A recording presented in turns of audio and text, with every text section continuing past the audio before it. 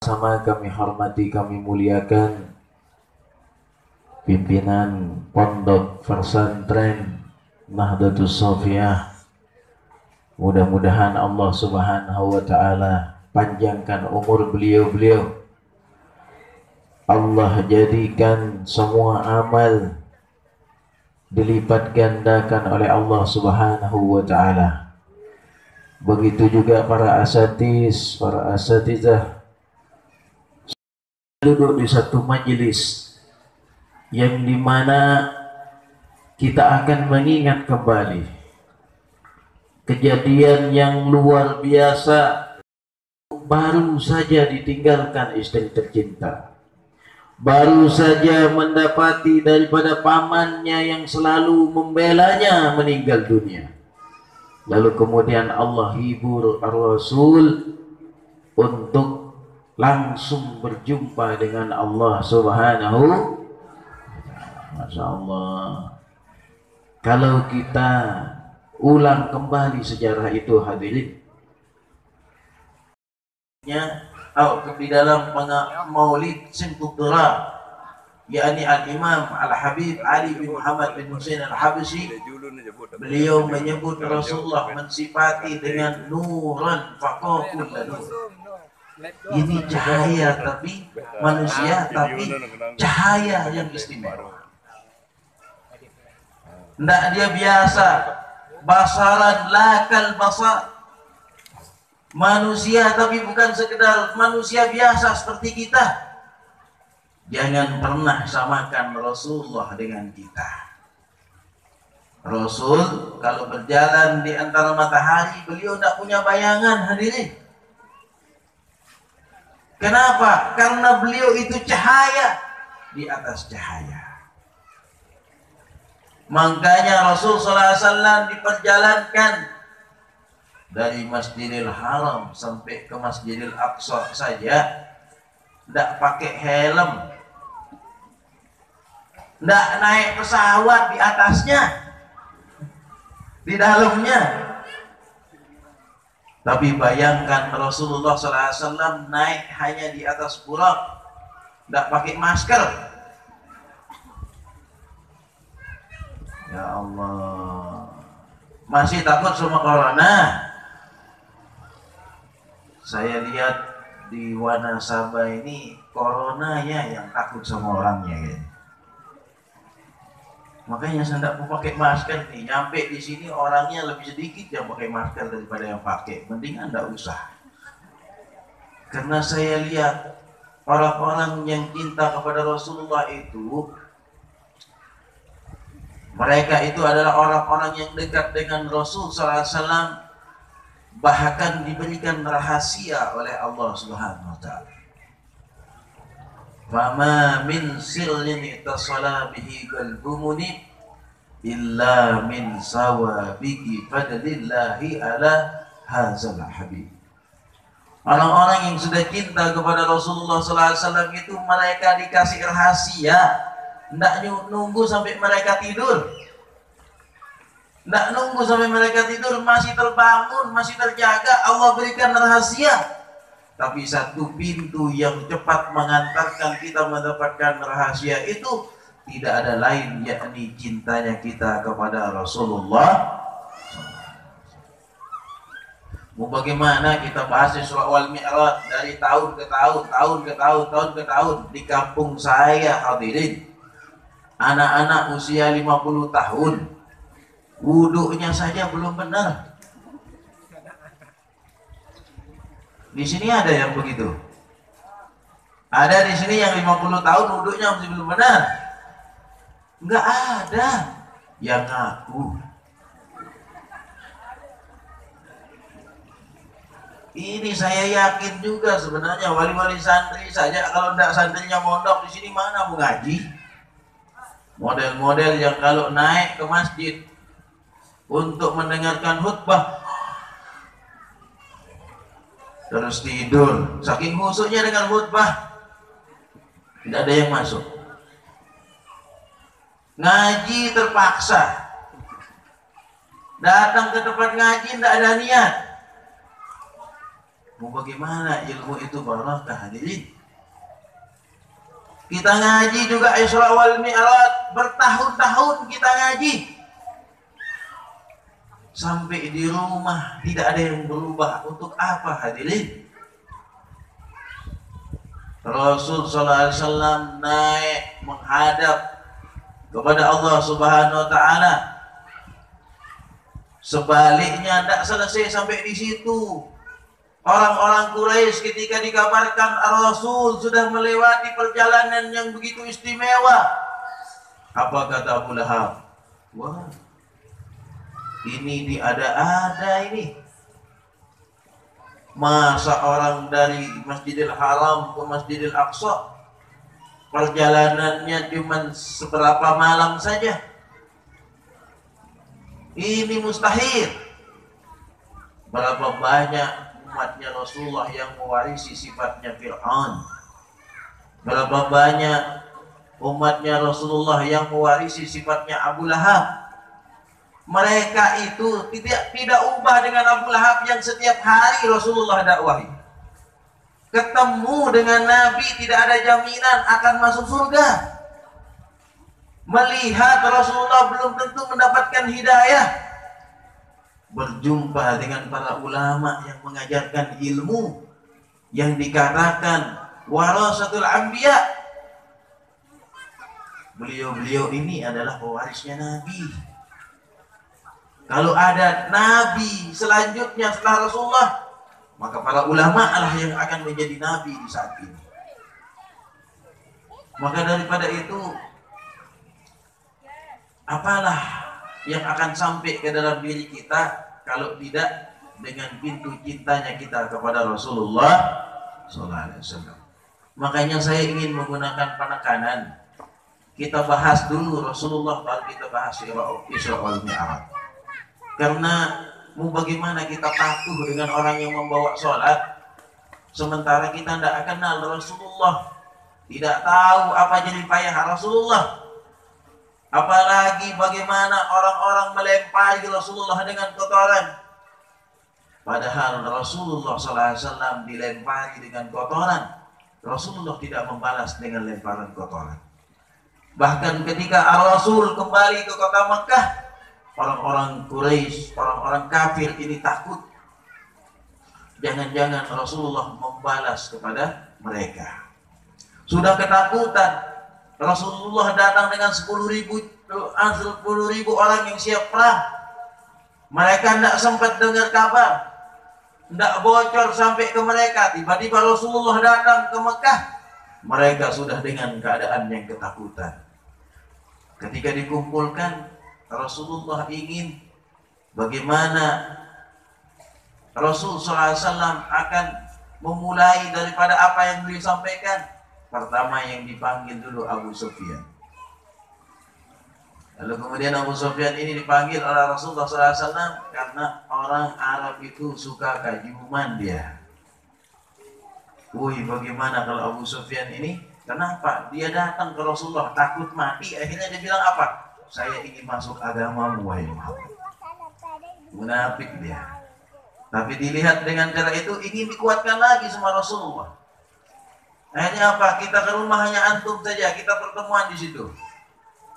Wih, tambah percaya diri dia dengan datangnya Rasulullah di tempat itu untuk memantapkan imannya. Ternyata memang Rasulullah ini bukan orang biasa yang diutus oleh Allah Subhanahu wa taala, sebagaimana syair dari para sahabat kepada Rasul sallallahu alaihi wasallam, wa ajmalu min kalam tarakat tu'aini wa atyabu min kalam talidin nisa'u khuliqta mubarra'an min kulli aibin ka'annaka qad khuliqta kama tasya'u. Kami tidak pernah melihat yang lebih indah daripada engkau ya Rasulullah. Lalu kemudian tidak akan ada wanita yang sama, yang serupa, yang akan melahirkan manusia yang seperti engkau Rasulullah. Dan kami mendapati tidak sedikit pun ada cacat, tidak ada aib di dalam dirimu ya Rasulullah. seakan-akan engkau diciptakan sekeinginan dirimu, wahai Rasulullah. Hadirin yang dimuliakan Allah, kalau kita mau membahas apa yang ada di dalam dirinya Rasulullah SAW, tidak ada para raja yang menjadi saingan-saingan di saat itu umat Islam. Mereka itu menaruh cinta dan kekaguman kepada Nabi kita Sayyidil Wujudil Mursalin, Sayyidil Wujudi Muhammad SAW. Al-Rasul kalau berludah, jangankan berludah, beliau berwudu, airnya itu tidak akan sampai di tanah kecuali menjadi rebutannya para sahabat. Kenapa? Karena kalau kita, siapa yang mau? Siapa yang mau ludahnya kita? Tidak ada yang mau. Siapa yang mau dengan air bekas wudhunya kita? Tidak ada yang mau. Kalau Rasul SAW itu keringatnya saja, keringatnya Rasulullah SAW itu pernah Ummu Hani ketika anaknya hendak menikah, tidak ada pakai beli parfum. Akhirnya cukup undang Rasulullah ke rumahnya karena masih ada hubungan kerabat. Rasulullah SAW disediakan tempat untuk istirahat siang. Karena panasnya di saat itu, Rasul istirahat, keluar keringatnya. Lalu kemudian ditampung keringatnya Rasulullah SAW. Ditambah di air, lalu kemudian dipercikkan di semua sudut rumahnya Ummu Hani, memancarkan harum aroma yang sangat semerbak. Dibawa sama angin sampai ke rumah-rumah tetangga, kami tidak pernah menjumpai wangi yang seperti itu. Nah, kalau kira-kira keringatnya kita, siapa yang mau? Udah bau asam, ya, ditambah lagi bau apa? Mirip-mirip baunya kecoa. Siapa yang mau? Tapi ini berbedanya manusia yang di Isra wal Mi'rajkan ini bukanlah manusia biasa. Lalu kemudian kalau kita akan membahas bagaimana ludahnya Rasulullah lebih dalam, ada seseorang yang di saat itu Rasul telah meninggal dunia, ada seseorang yang kalau dia berjalan, orang-orang akan mencium bagaimana Rasulullah SAW tercium. Kalau beliau lewat di antara satu gang, pasti tahu itu Rasulullah yang lewat. Karena apa? Wangi daripada badannya Rasulullah SAW. Lalu kemudian ada orang lain, setelah Rasulullah SAW meninggal, ada seseorang yang di waktu dewasanya ketika dia lewat dalam satu gang, dia selalu wangi walaupun tidak menggunakan minyak wangi. Rupa-rupanya orang bertanya kepada orang ini. Ditanya, kok bisa badannya antum wangi? Minyak wangi apa yang antum gunakan? Kok ini selalu wangi ketika engkau lewat? Ternyata orang ini menjawab, dulu waktu saya kecil, saya pernah kena penyakit seperti cacar, yang dimana di seluruh tubuh saya itu dipenuhi dengan nanah. Lalu kemudian orang tua saya waktu itu tidak sengaja berpapasan dengan Rasulullah SAW. Lalu kemudian memintakan doa kepada Rasulullah SAW di waktu itu saya masih kecil katanya. Rasulullah SAW karena prihatin, karena kasihan melihat saya yang seluruh tubuh itu dipenuhi dengan nanah, akhirnya Rasulullah SAW mengambil daripada ludahnya, diludahi tangannya Rasulullah SAW, lalu kemudian diusap di seluruh tubuhnya si anak ini.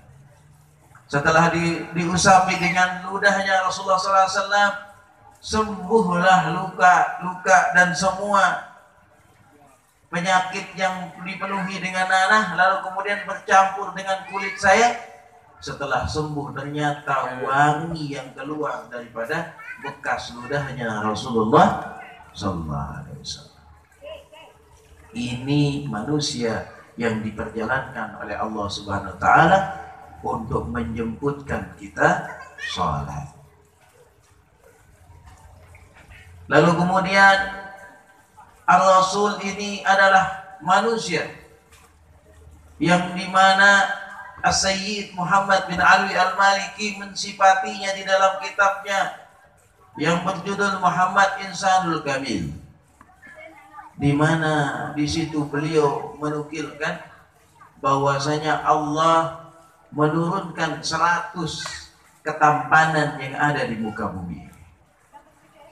25%-nya itu diberikan kepada seluruh makhluk yang ada di muka bumi ini. 7 lapis langit dan bumi ini mendapatkan keindahan dari 25% ketampanan yang Allah berikan itu. Termasuk kita yang sedang ada di tempat ini. Kalau yang kurang cakep, sabar, berarti bagiannya lebih sedikit. Kalau yang cantik-cantik, yang ganteng-ganteng, mungkin lebih sedikit. Nah, orang-orang barat itu mungkin lebih dia dapatkan. Sabar saja. Walau hidung kita pesek sekarang, kulit kita ini agak-agak angus sedikit, tenang saja.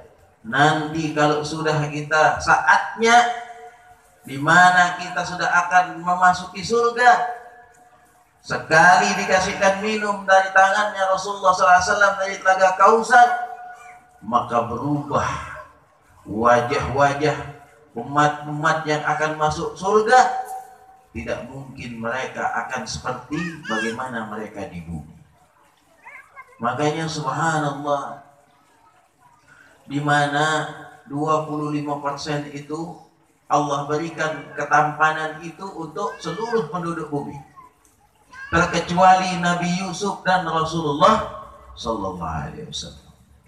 Bayangkan dari Nabi Adam, anaknya Iklimah diceritakan sangat cantik, tetap 25% itu kita bagi sama orang Wanasaba juga. Orang Labuan Haji juga sama. Kita itu bagiannya pokoknya 25% dikeroyoki. Pokoknya seperti bahasa yang tadi, kalau yang tidak terlalu tampan sabar, bagiannya sedikit.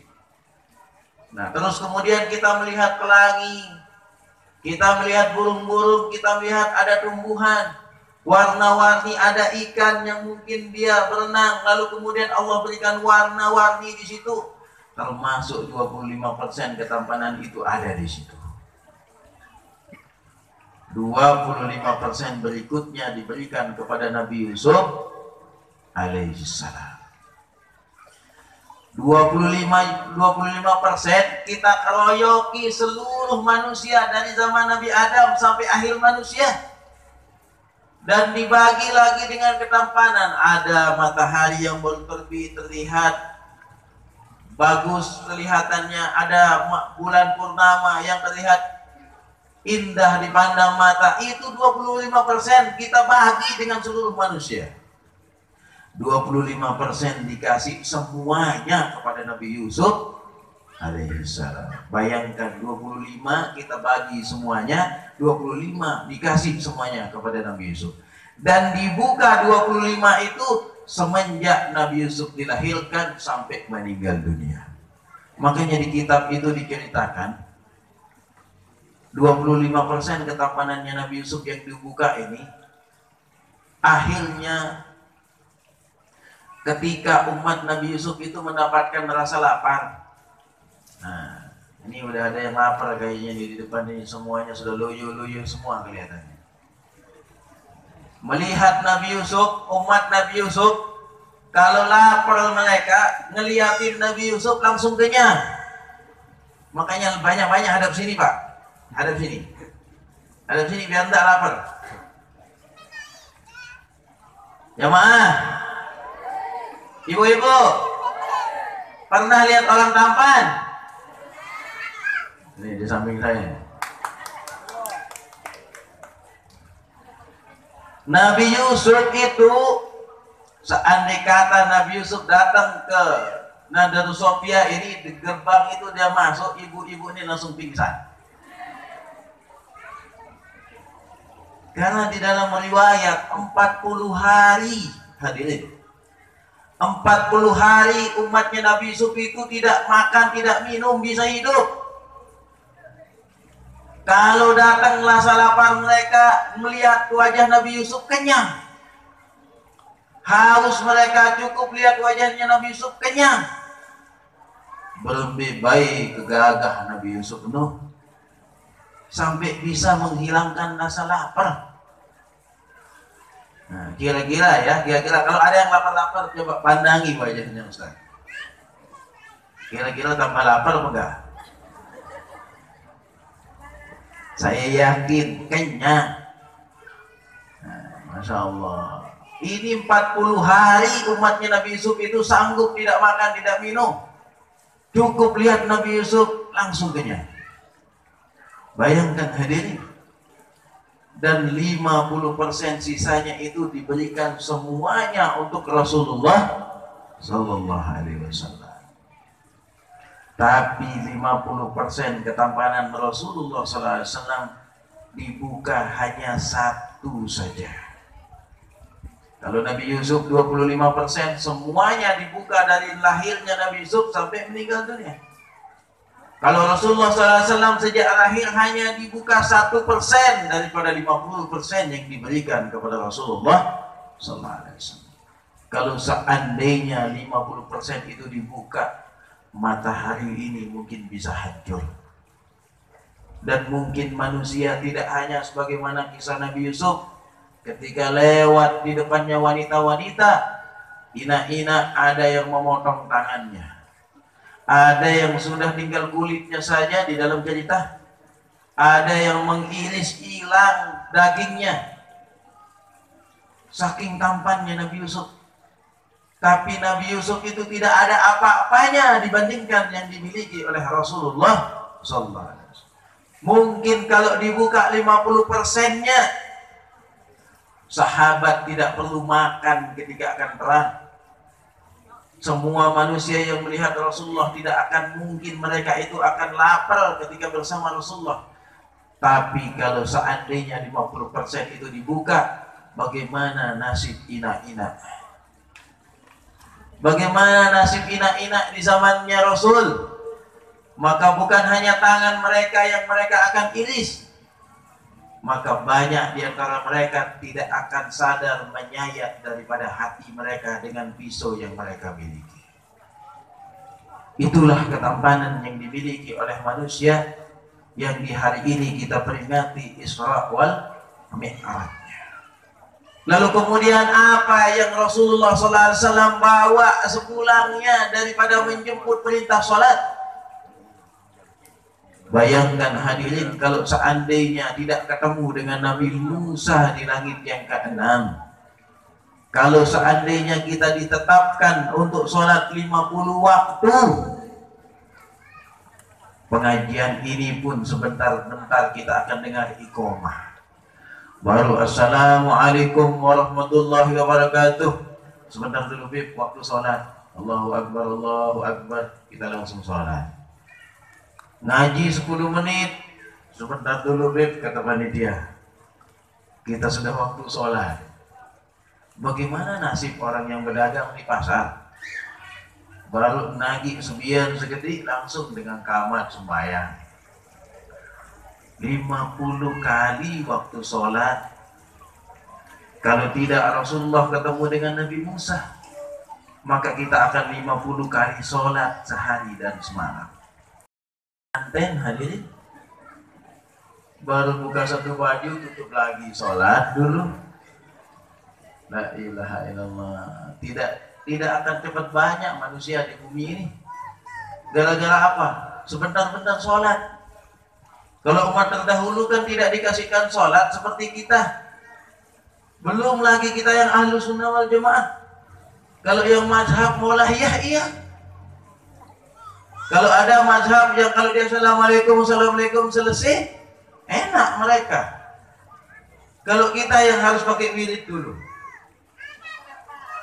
mau bagaimana kita? Tapi itulah kemurahan yang dimiliki oleh Allah Subhanahu wa Ta'ala. Al-Habib Abdul Salam Al-Hindwan telah membahas tentang bagaimana perjalanan Isra wal Mi'raj ini. Sesungguhnya beliau meriwayatkan daripada Al-Habib Umar bin Habib Syekh Bakar bin Salim, sesungguhnya Nabi Musa itu ada alasan juga sebenarnya untuk meminta Rasulullah itu untuk negosiasi turun naik ke Allah Subhanahu wa taala. Ada hal lain yang mungkin jarang kita dengarkan.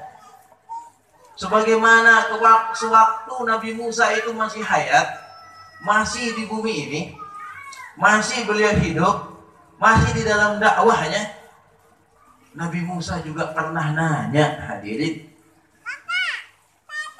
karena dengan bangganya melihat daripada umatnya yang kuat ibadah, bahkan dikasihkan umur yang panjang untuk taat kepada Allah, dia nanya kepada Allah, ya Allah, umat siapa yang mulia?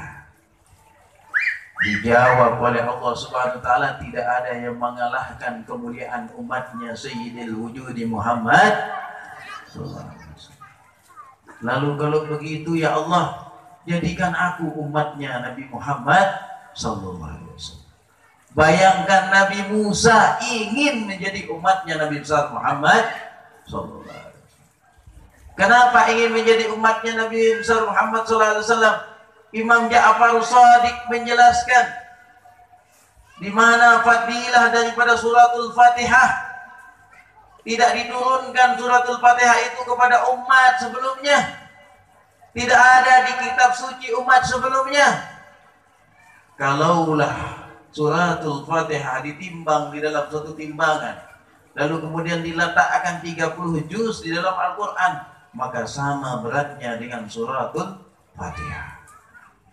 Kemudian suratul Fatihah sebelah lagi ditaruhkan dengan Bismillahirrahmanirrahim, maka sama berat Bismillahirrahmanirrahim dengan 30 juz dan dengan suratul Fatihah.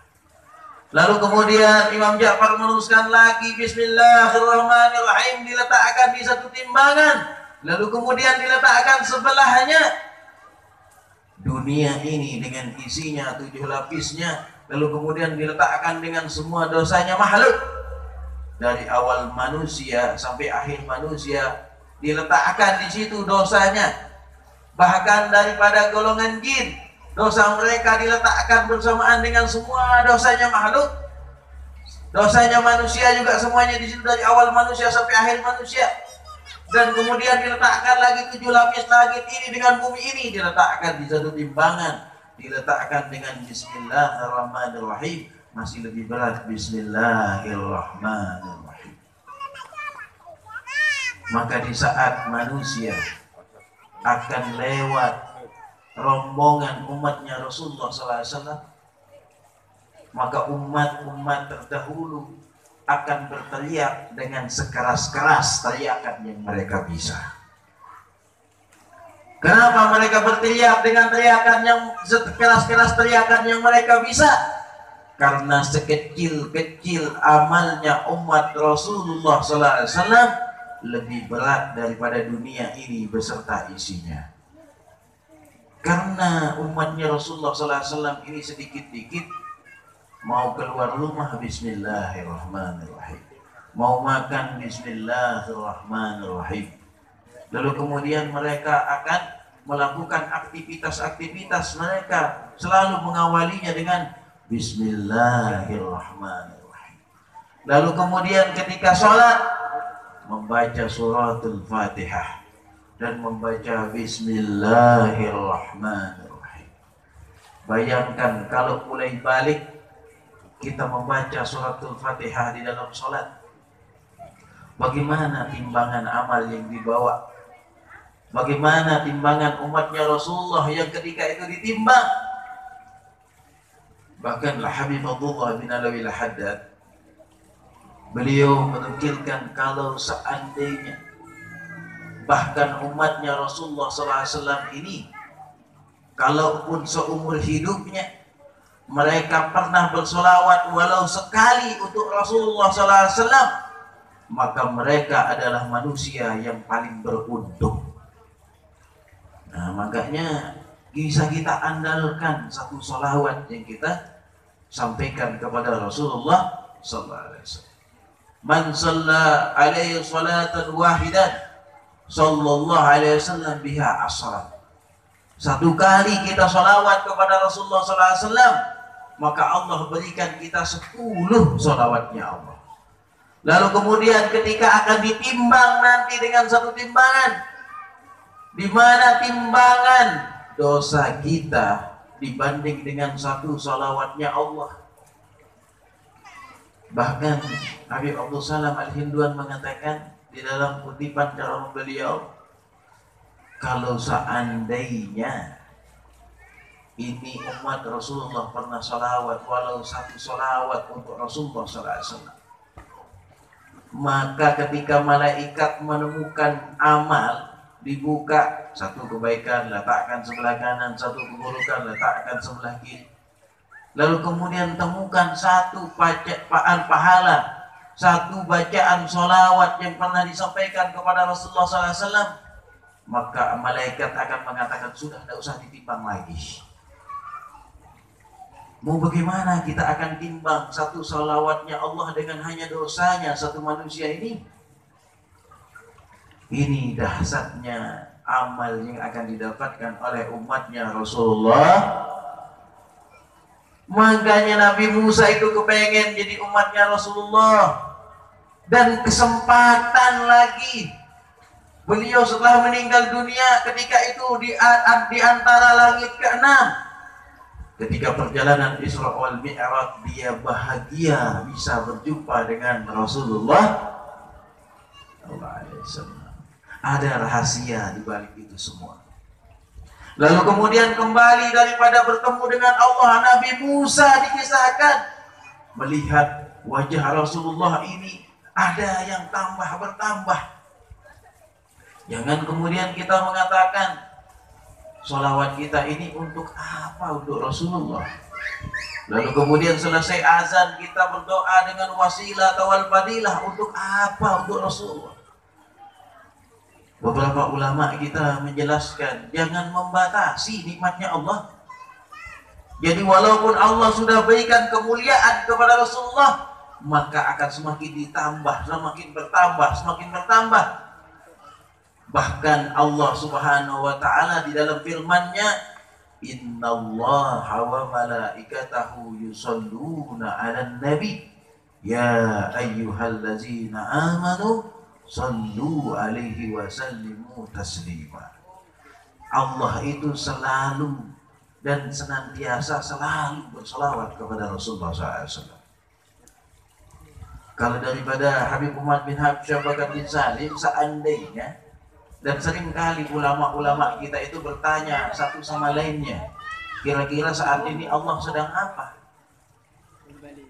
Jawabannya apa? Innallaha wa malaikatahu yusholluna 'alan. Berarti saat ini juga Allah sedang sholawat. Saat kapan, saat besoknya, saat lusanya, sampai kapanpun Allah selalu bersalawat kepada Rasulullah Sallallahu Alaihi Wasallam. Berarti kedudukan demi kedudukan, kedudukan demi kedudukan, dan jangan membatasi kedudukan yang Allah bisa berikan kepada siapa saja. Kembali daripada Allah Subhanahu wa taala, kemudian berjumpa lagi dengan Nabi Musa. Dilihat keindahan yang lebih indah daripada sebelumnya, daripada Rasulullah sallallahu alaihi wasallam. Berkali-kali bolak-balik sampai akhirnya sepakat 5 waktu sholat yang kita terima. Bahkan tidak cukup hanya di situ.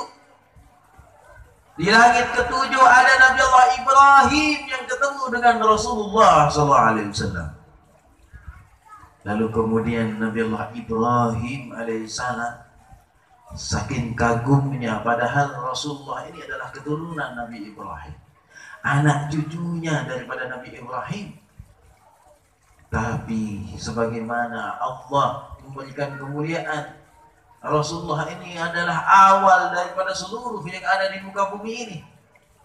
Maka Nabi Allah Ibrahim menitipkan salam kepada kita semua.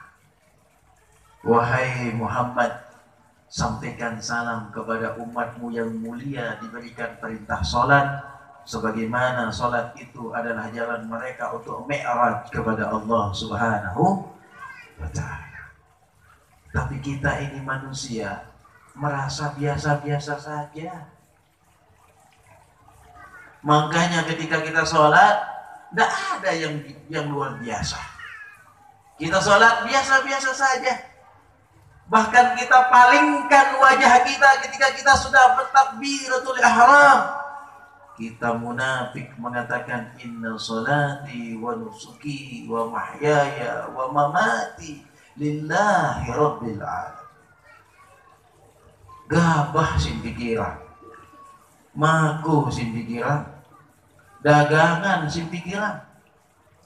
Nabi Ibrahim saking kagumnya kepada umat yang dijemputkan sholat ini, sampai diabadikan sebagaimana sunnah kita ketika tahiyat, selalu kita menjawab salamnya Nabi Allah Ibrahim alaihissalam. Siapa Nabi Ibrahim? Adalah seseorang yang dimana sempurna iman dan Islamnya seseorang. Kalau dia tidak berhaji maka belum sempurna. Lalu kemudian siapa yang pertama kali menjadi bapaknya tauhid? Beliau adalah orang yang mencari tahu sampai akhirnya menjadi tahu, dan Allah berikan pengetahuan bahwasanya tidak ada Allah Tuhan yang berhak disembah kecuali daripada Allah Subhanahu wa ta'ala. Nabi ini saja, Nabi Allah Ibrahim, bapaknya tauhid, kagum kepada Rasulullah SAW. Bukan hanya kepada Rasulullah, tapi kepada umatnya Nabi besar Muhammad SAW. Imam Ja'far Shadiq. Imam Ja'far ini bin Muhammad Al-Bagir bin Ali Zainal Abidin, Ali Zainal Abidin bin Husain bin Ali bin Abi Thalib. Artinya apa? Cucu baginda Rasulullah SAW. Abahnya Al-Bagir, ilmunya membelah langit, yang Rasulullah menitipkan salam kepada para sahabat. Kalau kalian sampai di satu masa ada cucuku yang bernamanya sama denganku, maka titipkan salamku kepadanya. Dan orang-orang menjulukinya setelah dewasa dengan julukan Al-Bagir, ilmunya membelah daripada langit. Berapa banyak kaum sufi yang datang kepada beliau, Imam Muhammad Al-Bagir. Kenapa? Karena rahasia demi rahasia dia dapatkan langsung daripada Rasul Sallallahu Alaihi Wasallam. Sampai sebagian di antara mereka mengatakan, kami tidak pernah mendapatkan jawaban yang sedetail daripada yang dijelaskan Sayyidina Muhammad Al-Bagir. Lalu kemudian anak dari Muhammad Al-Bagir ini yakni Ja'far Shadiq.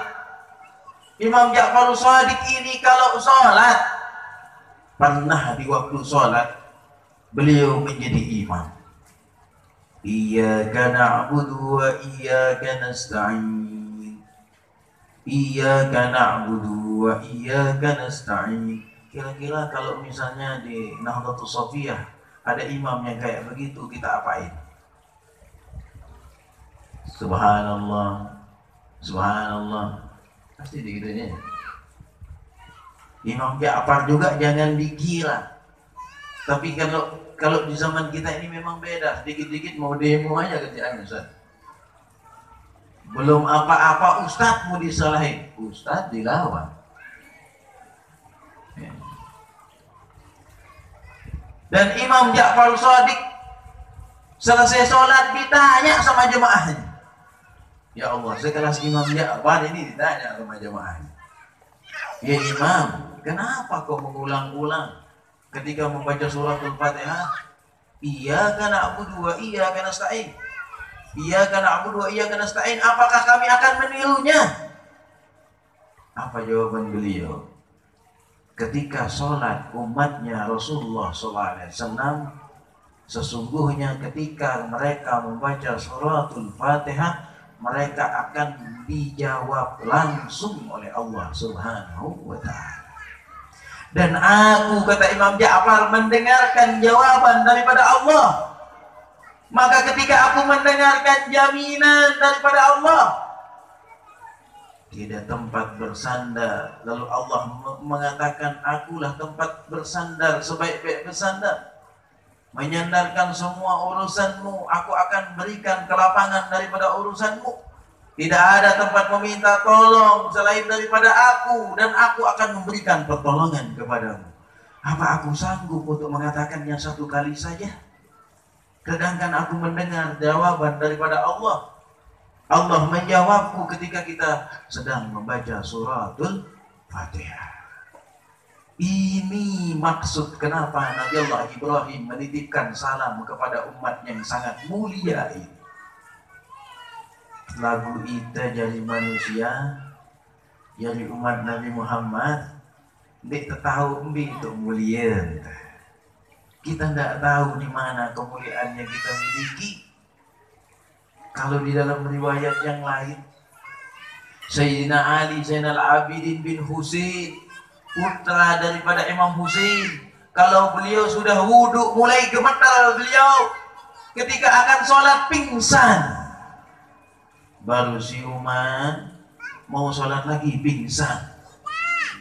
Baru siuman mau sholat lagi pingsan.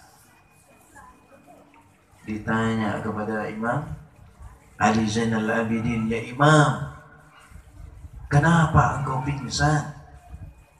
Apa jawaban beliau? Celaka kamu! Kamu ini akan sholat dan akan bertemu dengan siapa? Kamu akan berbicara dengan siapa? Apakah ada manusia yang berani ketika itu mereka akan memalingkan hati mereka, sedangkan di hadapan mereka itu ada Allah Subhanahu. Lamun aja, inna salati wa nusuki wa mahyaya wa mamati lillahi rabbil alamin. Bahkan ada dari anak-anak muda kita berdering HP-nya, baru baca surat Fatihah di rakaat kedua, dia lihat beb tulisannya. Biasanya ai sama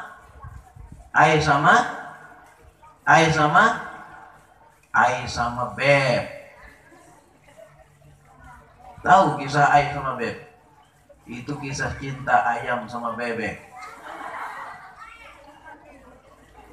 Ini padahal baru mengikrarkan inna salati wa nusuki wa mahyaya wa mamati lillahi rabbil alamin. Lihat HP-nya bunyi. Bentar dulu ya, baru 2 rakaat nih, tinggal 2. Padahal yang tua-tua lebih ekstrim lagi. Sampai ada yang lupa, wah gede tahiyat ya. Kadang-kadang sholat bahkan di masjid bisa sholat asar 5 rakaat. Kemana pikiran imamnya? Dan itu pernah saya alami. Imam kami itu sholat 5 rakaat, sholat asar. Tapi kami, dan begitu dengan bagaimana sahabat. Tapi jangan salah paham. Walaupun Rasulullah pernah sholat asar 3 rakaat, jangan samakan dengan sholatnya kita yang bisa 3, bisa 5 rakaat. Maka kita tidak tahu caranya menambah kalau hilang sholatnya kita. Itu beda. Rasulullah itu selalu diberikan keistimewaan, tidak sama dengan kita. Lamunita nih saya nggak tahu lain pikiran. Dan jangan samakan para sahabat dengan kita. Mereka di belakang Rasulullah, kok bisa mereka membiarkan Rasulullah 3 rakaat? Mereka dengan khusyuk, Rasulullah dengan khusyuk. Kalau kita ini bisa sama-sama 5 rakaat, gara-gara sama-sama kita tidak khusyuk.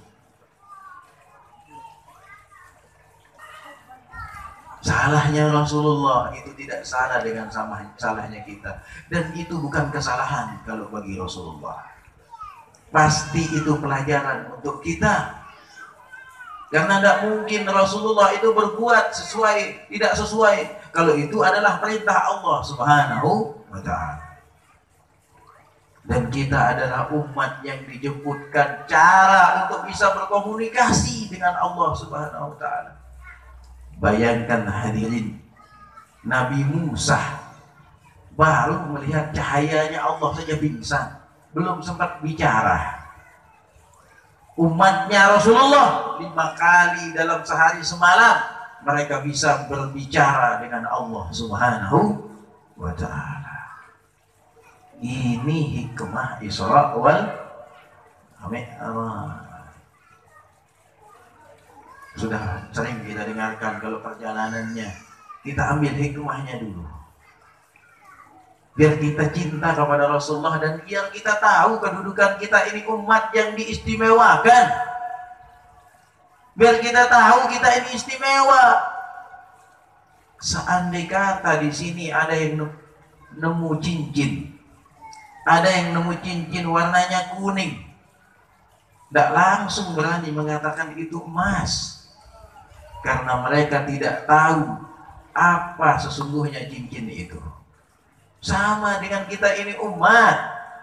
Kalau tidak mau ngaji, kita tidak tahu keutamaan kita dan menjadi umatnya Rasulullah. Kalau tidak mau ngaji, kita tidak tahu kedudukan kita sebagai umat. Kita tidak tahu bagaimana sholat itu. Bagaimana kita nikmat sholat.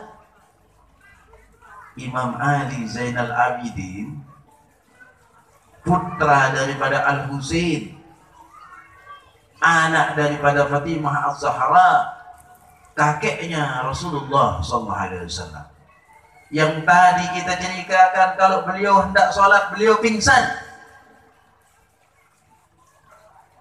Pernah beliau sholat rumahnya terbakar, julat balik. Kalau kita jangankan julat balik, rokok jeledut, loncat kita. Kompor meledak saja, belum kebakaran kita sudah ribut. Baru gempa sedikit, banyak yang keluar rumah sedang mandi tidak pakai baju. Ini Sayyidina Ali Zainal Abidin, beliau dalam keadaan sholat rumahnya terbakar. Semua orang sudah menangisi daripada beliau dari luar rumah. Menangis mereka, karena apa? Satu-satunya cucu Rasulullah yang tersisa dari Imam Husain, yakni Sayyidina Ali Zainal Abidin. Ya Imam, ya Imam. Lah mulai Lombok duit naik. Arak damkar. Mana damkar di sini? Ada petugas damkar kita juga ada di sini. Tinggal telepon damkar, datang airnya tinggal disiram. Kalau di gurun pasir, mereka sanggup hanya menyumbangkan doa. Air mata pun tidak bisa untuk memadamkan api. Apinya berkobar. Sayyidina Ali Zainal Abidin sedang di dalam rumah. Kalau kita jangan dikhawatirkan, baru jilat sedetik lain. Ini imam diam di dalam. Gerangan apa yang terjadi? Jangan-jangan beliau terbakar di dalam. Semua orang-orang yang sudah cinta kepada beliau takut apa yang sedang terjadi kepada cucu Rasulullah SAW. Kita kehilangan sosok yang membimbing kita. Orang-orang merasakan setelah adanya Sayyidina Ali Zainal Abidin, bahkan di dalam riwayat Sayyidina Ali Zainal Abidin ketika meninggal dunia, Sayyidina Muhammad Al-Baqir menemukan ada cacat di antara punggung beliau. Belum tahu Sayyidina Muhammad Al-Baqir dari mana sebenarnya luka yang beliau derita sampai dalam keadaan meninggal dunia. Setelah beberapa hari beliau meninggal dunia, baru orang-orang tahu ternyata semua gandum yang ada di depan rumah orang-orang muslimin tidak ada yang membagikan lagi setelah Sayyidina Ali Zainal Abidin meninggal dunia. Sampai meninggal dunia, beliau memiliki hutang di saat itu 1 miliar. Kira-kira kita pernah berhutang untuk umat Rasulullah sampai 1 miliar? Pernah bantu pondok? Ada Ustaz yang kesini bantu pondok 1 miliar? Ada? Ada. Ini Sayyidina Ali Zainal Abidin beli gandum. Kalau kita mungkin beli beras. Dibagikan kepada orang rumahnya, seluruh rumahnya kaum muslimin. Siapa yang mereka tidak memiliki beras, siapa mereka yang kekurangan beras. Sampai setelah meninggal dunia, langsung gubernurnya datang. Ternyata kami baru tahu, kami tidak tahu umat kami ini tetap dalam keadaan kenyang. Kami tidak tahu ternyata ada orang yang memberikan mereka rasa kenyang. Setelah meninggal Sayyidina Ali Zainal Abidin, ternyata beliau berhutang sebanyak 1 miliar. Itu untuk memberi makan. Seharusnya kami yang menjadi pemimpin yang memberikan makan kepada mereka, umat yang kami pimpin. Bagaimana orang akan diam ketika beliau di dalam rumah terbakar? Di dalam rumah beliau terbakar, nyala rumahnya. Ternyata setelah habis rumah ini, beliau ditemukan masih dalam keadaan sholat. Api tidak menyentuh daripada badannya.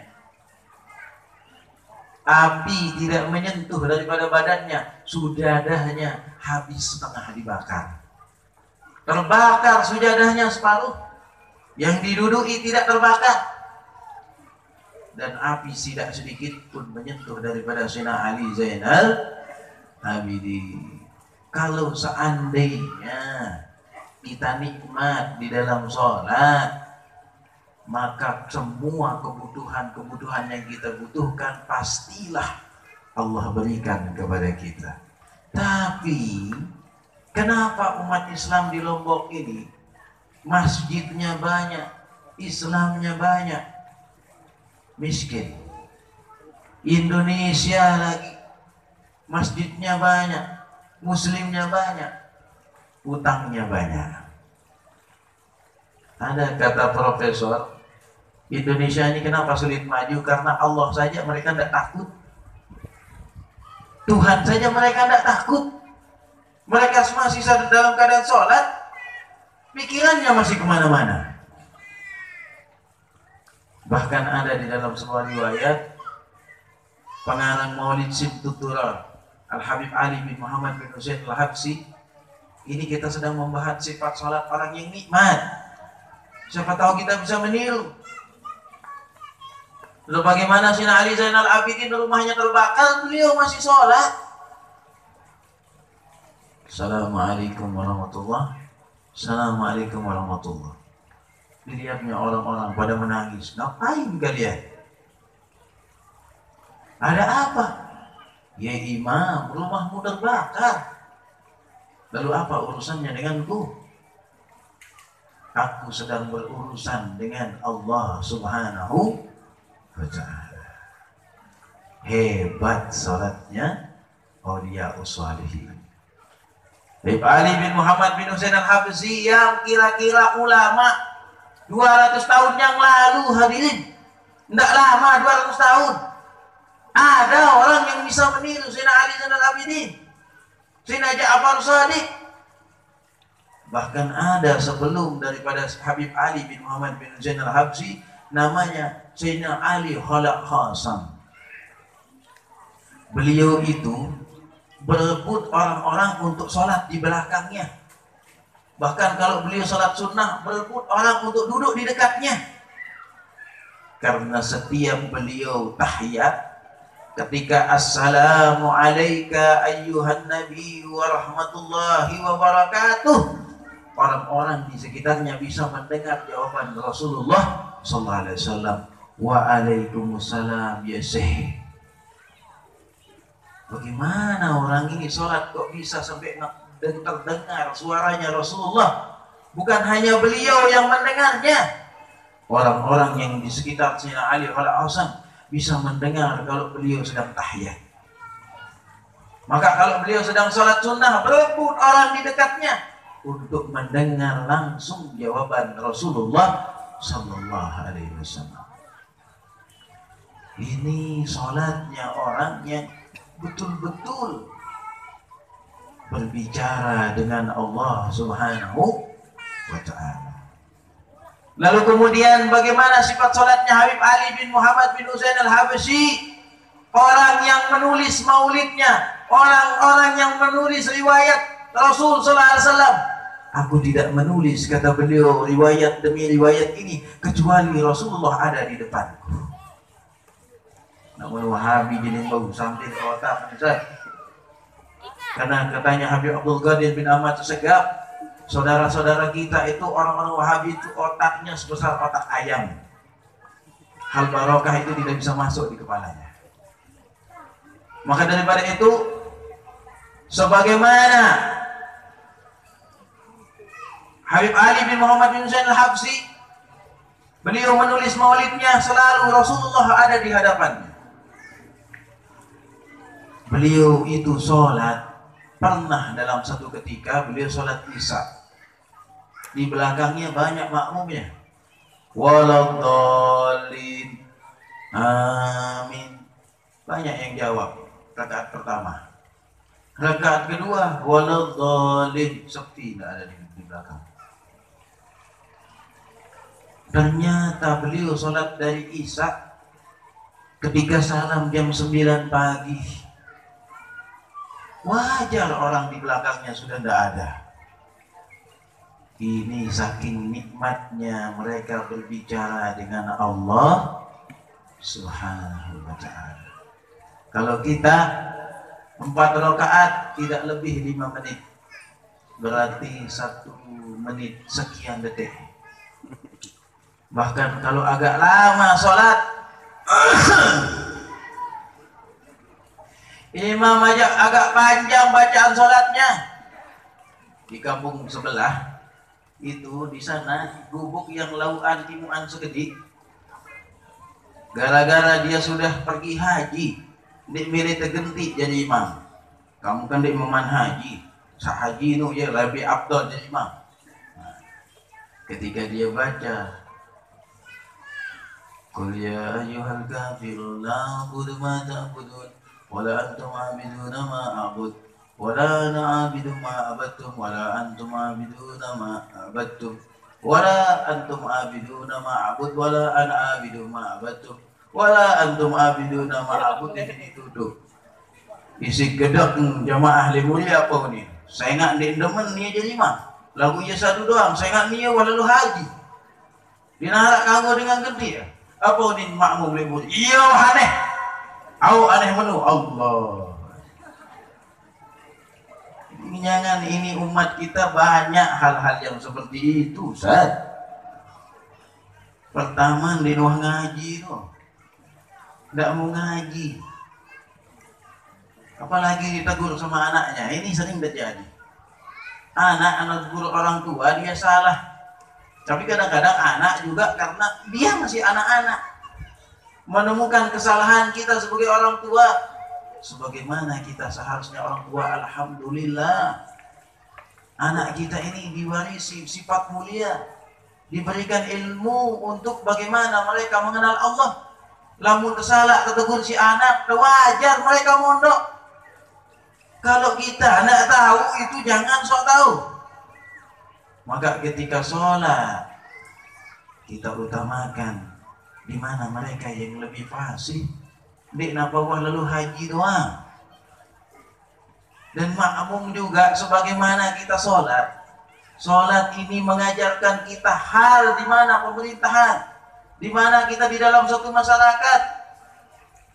Yuk kalau misalnya Fatihah salah dibaca, masa makmum akan bisik-bisik dengan tetangganya? Iya, buat ya. Misalnya milih jadi imam, salah nanti jelek. Kan wajib ngulang sembahyang. Apa yang harusnya kita lakukan? Memberi pengetahuan kepada yang di depan. Karena manusia ini bisa salah. Manusia ini gudangnya kesalahan. Di mana mereka juga bisa lupa. Imam juga bisa lupa. Jangan coba-coba jadi imam.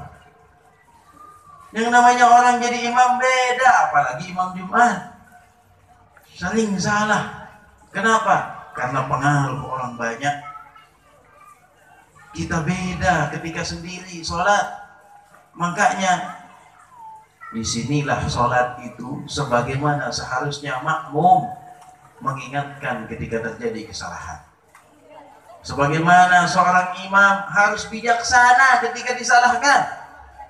Dindik baru baca Fatihah salah ketika dikasih tahu oleh makmum seharusnya mantap barak tuh. Kan batal sholatnya. Sholat ini mengajarkan kita bagaimana kita betul-betul menjadi manusia yang bijaksana. Bagaimana sholatnya kita, kiri dan kanan kita. Bagaimana kita mendapatkan rukun ketika sholat. Di mana Imam Romli mengajarkan kepada kita semua sholat itu memiliki rukun qauli. Di mana surat Fatihah itu ini sering kita tidak lakukan, harus didengar dengan telinga kita sendiri. Agar apa? Agar kita tidak sibuk dengan urusan tetangga sebelah. Kita akan mendengarkan jawaban dan bacaan dari kita, dan di mana kita salah ketika membaca suratul Fatihah. Dan ini akan bisa membantu kita untuk khusyuk. Bayangkan kalau kita sholat di belakang imam, lalu kemudian kita simak Fatihahnya imam, lalu kemudian tidak ada rukun qauli, kita memperdengarkan untuk diri kita membaca suratul Fatihah, maka kita akan lupa baca surat Fatihah. Walaupun mungkin lupanya kita itu tertebus dengan Fatihahnya daripada imam. Bagaimana kalau kita sholat sendiri? Siapa yang akan bertanggung jawab dengan surat Fatihah kita? Kalau seandainya kita bijaksana menjadi umat Rasulullah di zaman sekarang, saya yakin Ustaz, walaupun saya pribadi, kadang-kadang kalau kita sholat sendiri, kita akan ingat ketika kita sudah sujud, ada kesalahan yang kita lakukan. Maka daripada kalau tidak belajar daripada ilmunya para ulama, kalau kita tidak belajar sholatnya Rasulullah daripada para ulama, bagaimana sholat kita akan beres? Sedangkan Rasul SAW bersabda, as-salat ra'sul ibadah. Sholat itu adalah kepalanya daripada ibadah. Makanya amburadul akhlaknya umat Rasulullah gara-gara sholatnya yang tidak benar. Anak kurang ajar ke orang tuanya karena anak kita tidak ajari sholat yang seharusnya. Orang tua kasar kepada anaknya. Orang tua sedikit-sedikit main pukul, orang tua kotor ucapannya. Di tempat kerja tukang saja sering korupsi waktu. Belum waktunya harus istirahat, sudah mulai mereka beres-beres. Di sawah begitu. Belum lagi di tempat dagangan, di tempat berjualan banyak yang mencampur daripada barang-barang beras yang jelek dicampur dengan beras yang bagus. Hal riba Ustaz. Belum lagi pinjam uang di bank. Dilema kita. Yang senyum-senyum pelakunya. Ya Allah. Padahal sudah nyata-nyata Allah mengumumkan terang bagi siapa yang melakukan riba. Tapi kita umat Rasulullah dengan PD, saya masih 100 juta di Bank BRI. Ini kita umat Rasulullah belum beres sholatnya.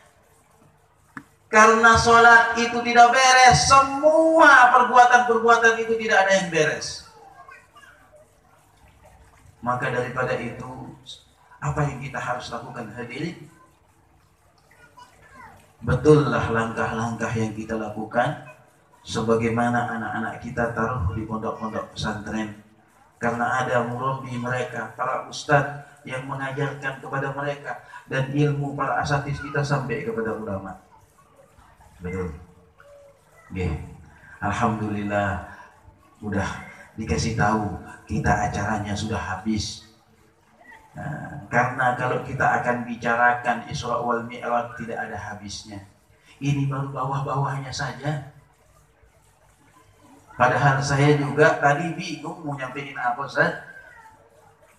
Tapi alhamdulillah berkat tawassul kepada Rasulullah, Rasulullah memberikan kenikmatan kepada kita semua, sampailah hal-hal yang akan kita bawa menjadi motivasi kita sebagaimana kita akan mendapatkan kenikmatan beribadah kepada Allah Subhanahu wa ta'ala. Jadi kalaulah kita akan membahas tentang Rasulullah tidak akan ada habisnya. Kita akan menemukan satu sosok yang dimana Islam ini akan kita ikhlas tegakkan karena kita mengenal siapa manusia yang mulia. Tidak ada satupun nabi dan rasul yang bertemu dalam keadaan mereka hidup dengan Allah Subhanahu wa ta'ala kecuali Sayyidil Wujudi Muhammad. Maka daripada itu kita berbangga, kita ini umat yang mulia, umatnya Rasulullah sallallahu alaihi wasallam. Kita tidak pernah minta kita jadi umatnya Rasulullah, Allah jadikan kita menjadi umatnya Rasulullah sallallahu alaihi wasallam. Maka dari itu, marilah kita perbaiki salat kita dan memperbanyak salawat kita kepada Rasulullah sallallahu alaihi wasallam. Ala Nabi Muhammad. Mohon maaf atas segala kekurangan di dalam penyampaian. Mudah-mudahan ini bisa menjadi tolak ukur dan bisa menjadi hukum untuk diri saya sendiri. Ketika itu saya akan memperbaiki sesuai dengan apa yang saya sampaikan. Mudah-mudahan bermanfaat. Yang baik datang daripada Allah Subhanahu wa ta'ala. Kekurangan-kekurangan itu pastinya datang dari diri saya pribadi. Mohon maaf jika ada hal-hal ucapan yang bisa menyinggung daripada perasaan atau hal-hal salah daripada penyampaian. Maka daripada itu, dan sebelum kami tutup, kita kirimkan Fatihah untuk semua pendiri, para asatis kita yang kita haulkan pada hari ini. Ila hadratin Nabi Mustafa Muhammadin sallallahu alaihi wasallam bi syirril Fatihah.